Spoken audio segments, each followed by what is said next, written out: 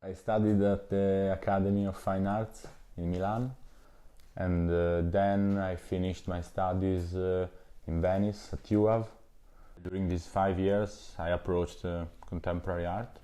I came from a pretty small city in Italy, so I went to Milan, and then there I really got to know like what is it, the art world, the international one, and also of course the Italian one.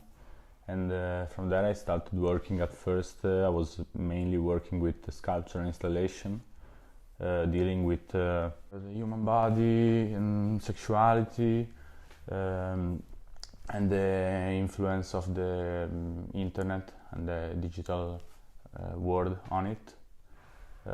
From that I kind of moved because I always wanted my production, my practice to be socially involved, let's say.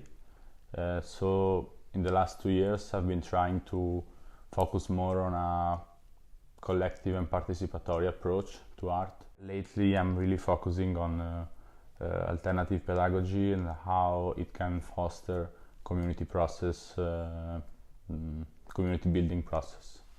I was working on my own, I was studying a lot, I was trying to create my knowledge, my vocabulary. I really enjoyed during this process. I really understood that being together, doing something together, you could achieve actually more.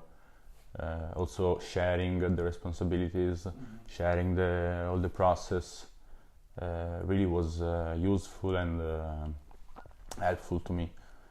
So from that it was like going from an individualistic practice, then a bit more collaborative, and then right now I am trying to do something that I haven't really done yet, which is really sharing the authoriality with other people who may not be in the art world, who may not be artists.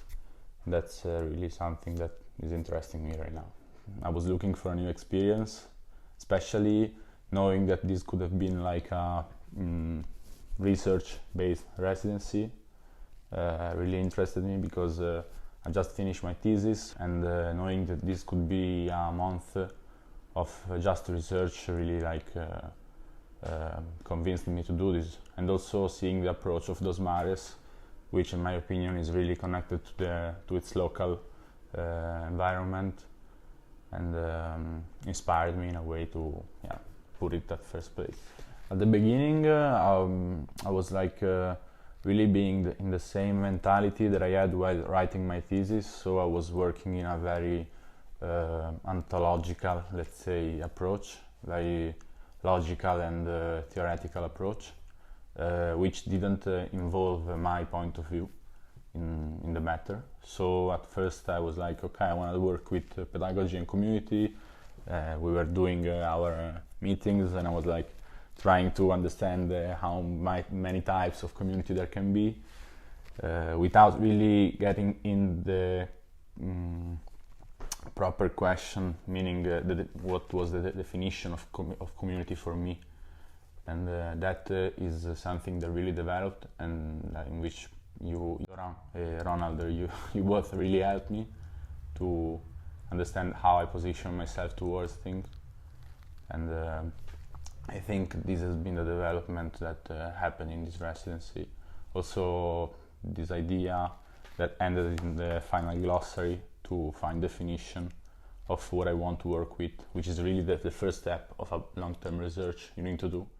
I asked myself what I want for my practice, how do I want to position my future community-based projects, let's say, how I want them to develop, to have a good idea you need time, to make it alive you need time, you need a lot of time. And even 1 month, I'm surprised honestly by myself on the product at the end of this residency, because 1 month in a new city, everything's new. It's not a lot, it's actually a pretty small time, but living upstairs exactly in the studio helped me probably to get to work every day and get in the work. So I think being slow it's not being slow, it's just taking the time. So something of quality needs to be taken off. I think it's better to do like 1 or 2 works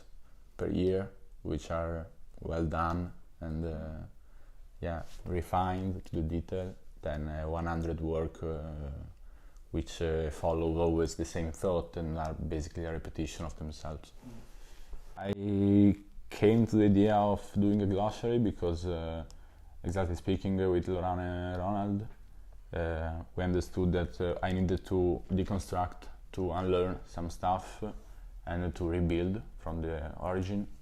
So that was it actually. If you need to rebuild something and I want to put this research on a long time, I need a strong, solid base for it. So that's why I started this project, a glossary, which is really a definition of terms. The idea of making a glossary is really building a base, a solid one for the future. The idea is that this project keeps going. The idea that a community space, a community, is built on care, trust and responsibility, where responsibility and trust are both coming from the awareness of our interdependence as human beings in the world, with not only human beings but also with what's not human. And so these are the 3 pillars that I gather, I understood coming from what I read and from our talk, to be the basis of a community practice. And also I thought that I now think of pedagogy, alternative pedagogy. I always refer to alternative pedagogy. Is actually both a mean and an end, because it's a mean to maintain the